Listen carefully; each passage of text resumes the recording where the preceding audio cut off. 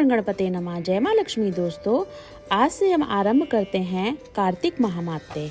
तो इसका पहला अध्याय इस प्रकार है। नेमिषारण तीर्थ में श्री सूत जी महाराज 88,000 शौनकादि ऋषियों से बोले, अब मैं आपके सामने कार्तिकेय महात्म्य की श्रेष्ठ कथा कहता हूँ, जिसे सुनकर मनुष्य सब प्रकार के पापों से छूटकर बैकुंठ को प्राप्त हो जाता है।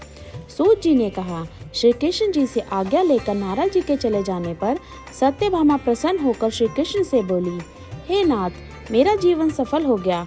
मेरे माता पिता भी धन्य हैं, जो आपकी 16,000 रानियों में मैं अत्यधिक प्यारी हूँ। मैंने यह कल्प वृक्ष आदि आपके साथ नारद जी को विधि पूर्वक दान में दे दिया, परंतु वही कल्प वृक्ष मेरे घर में सदा लहराया करता है, जिसकी बात को मृत्यु लोक में कोई भी स्त्री नहीं जानती। हे स्वामी, अब मैं आपसे पूछना चाहती हूँ, सो विस्तार पूर्वक कहिए, जिसे सुनकर मैं अपने हित कार्य करूँ, जिसके करने से कल्प पर्यंत भी आप मुझसे विमुख ना हो। सूत जी कहने लगे। सत्यभामा के ऐसे वचनों को सुनकर श्री कृष्ण जी हंसते हुए बोले, सत्यभामा की बाह पकड़कर कल्प वृक्ष के नीचे ले गए और बोले, हे प्रिय, 16,000 स्त्रियों में मुझे तुम प्राणों से भी प्रियारी हो। तुम्हारे लिए देवताओं और देवराज इंद्र से भी मैंने विरोध किया था। उस महा अद्भुत वार्ता को सुनो। सूत जी बोले, एक दिन श्री कृष्ण भगवान ने सत्यभामा के साथ गरुड़ पर सवार होकर इंद्रलोक में जाकर कल्प वृक्ष मांगा। तब इंद्र के ना देने पर गरुड़ का इंद्र से घोर युद्ध हुआ था। हे प्रिय, जब मैं तुम्हें हर चीज दे सकता हूँ, हर एक कार्य कर सकता हूँ, तो क्या तुम्हारे आश्चर्यजनक प्रश्न का उत्तर ना दूंगा? यह सुनकर सत्यभामा बोली, हे प्रभु, पूर्व जन्म में मेरा कैसा स्वभाव था? किसकी पुत्री थी? मैंने कौन से दान, व्रत या तप नहीं किए जिससे मुझे मृत्यु लोक में जन्म लेना पड़ा? और ऐसे कौन से शुभ कर्म किए कि यहाँ आकर आपकी अर्धांगिनी हुई और आप गरुड़ पर सवार होकर मुझे साथ में लिए इंद्रादि देवताओं के स्थान में फिरते हो? तब भगवान बोले, हे कांते, तुम पूर्व जन्म में किसकी पुत्री थी? कौन से पुण्य और व्रतादि तथा शुभ कार्य करने से तुम्हें यह सब कुछ प्राप्त हुआ है? यह मैं सब आपसे कहता हूँ। पूर्व समय में सतयुग के अंत में मायापुरी में अत्रि गोत्र में वेदों और यज्ञों का जानने वाला देव शर्म नामक ब्राह्मण था। वह रोज अतिथियों की सेवा, हवन और सूर्य भगवान आदि की पूजा किया करता था, इसीलिए सूर्य की तरह तेजस्वी था। उस ब्राह्मण के बुढ़ापे में एक गुणवती नाम की कन्या हुई, जिसका विवाह उस पुत्रहीन ब्राह्मण ने अपने चंद्र नाम के शिष्य के साथ कर दिया और वे दोनों पिता पुत्र की तरह रहने लगे। एक समय वे दोनों कुशा और समिधा लेने के लिए वन में हिमालय की तलहटी में पहुंचे तो उन्होंने एक राक्षस को अपनी तरफ आते देखा। उनके भय से उनका शरीर शिथिल हो गया और उनमें भागने की शक्ति भी नहीं रही। तब राक्षस ने दोनों को मार डाला। उनके धर्मात्मा होने के कारण मेरे पार्षद उनको बैकुंठ में ले आए। क्योंकि उन्होंने आजीवन सूर्य की पूजा की थी, इसलिए मैं दोनों पर अति प्रसन्न हुआ। जब वे दोनों विमान पर चढ़े हुए सूर्य के समान तेजस्वी रूपवान चंदन और माला धारण किए हुए बैकुंठ में आए, तब वे मेरे पास दिव्य भोगों के भोग को भोगने लगे। श्री कृष्ण भगवान बोले, हे प्रिय, जब गुणवती ने राक्षस द्वारा अपने पिता और पति का मरना सुना तो वे दुखित हुई और रुदन करने लगी। हे स्वामी, हे पिता, आप मुझे छोड़कर कहाँ चले गए? मैं आपके बिना क्या करूं? अब मेरे भोजन वस्त्र का प्रबंध कौन करेगा? अब मैं किसकी शरण लूं?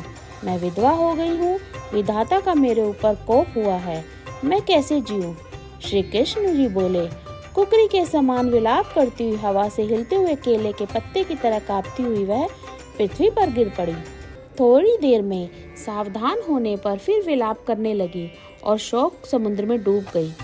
उस गुणवती ने घर की सब वस्तुएं बेचकर यथाविधि से अपने पति की पारलौकिक क्रिया की और उसी नगरी में विष्णु भगवान की भक्ति में तत्पर होकर इंद्रियों को वश में कर शांति से रहने लगी और मरण तक एकादशी और कार्तिक मास के व्रत इत्यादि करती रही।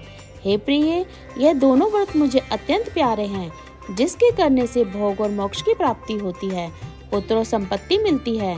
कार्तिक की तुला राशि पर सूर्य निकलने पर महापापी जो भी प्रातः काल स्नान करते हैं, वे भी मुक्ति को प्राप्त होते हैं। जो मनुष्य स्नान, जागरण, दीपदान और तुलसी का पालन करते हैं, वे मनुष्य के रूप हैं। विष्णु भगवान के मंदिर में झाड़ना, सतिया काटना तथा विष्णु की पूजा आदि का कार्य जो मनुष्य करते हैं, वे जीवन मुक्त होते हैं। इस प्रकार वह गुणवती हर एक वर्ष कार्तिक व्रत और विष्णु भगवान का नित्य ही पूजन करती रही। एक समय वृद्धावस्था के कारण दुर्बल होने से, रोग और ज्वर से पीड़ित होने पर भी गंगा स्नान को गई। जो ही पानी में उतरी, जाड़े के मारे कांपने लगी। उसी समय गुणवती ने आकाश से आता हुआ विमान देखा। शंख, चक्र, गदा, पद्म आदि आयुधों को लिए हुए विष्णु के रूप धारण करने वाले पार्षद गरुड़ की ध्वजा वाले अप्सराओं से युक्त ऐसे विमान में बैठाकर उसको बैकुंठ ले आए। प्रदीप्त अग्नि के समान कीर्ति वाली गुणवती विमान में बैठी हुई कार्तिक व्रत के प्रभाव से मेरे पास आ गई। जब ब्रह्मादि आदि देवताओं की प्रार्थना से मैं पृथ्वी पर आया, तब वे गण भी मेरे साथ आए। हे भामिनी, यह सब यादव मेरे गण हैं और तुम्हारे पिता देव शर्मा भी इसी जन्म में सत्राजित हुए और तुम्हारे पति चंद्र शर्मा ने इस जन्म में अकुर हैं। और हे देवी, तुम वही गुणवती हो जो कार्तिक के स्नान के प्रभाव से मेरे लिए अत्यंत प्रिय हो। तुमने तो मेरे मन मंदिर के सामने तुलसी का बगीचा लगाया, उसी से यह कल्प वृक्ष तुम्हारे आंगन में है। कार्तिक में जो पहले तुमने दीप दान किए, उसी फल से तुम्हारी सुंदर देह और घर में लक्ष्मी देवी का निवास है, जो संपूर्ण व्रताधिक पति स्वरूप भगवान को अर्पण किए थे। इसीलिए तुम मेरी पत्नी बनी हो।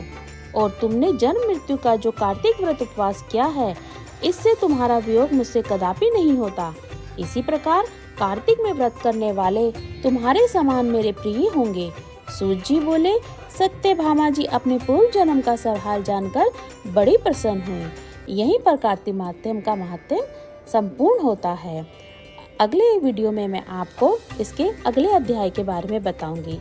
तब तक के लिए ओम नमो भगवते वासुदेवाय नमः।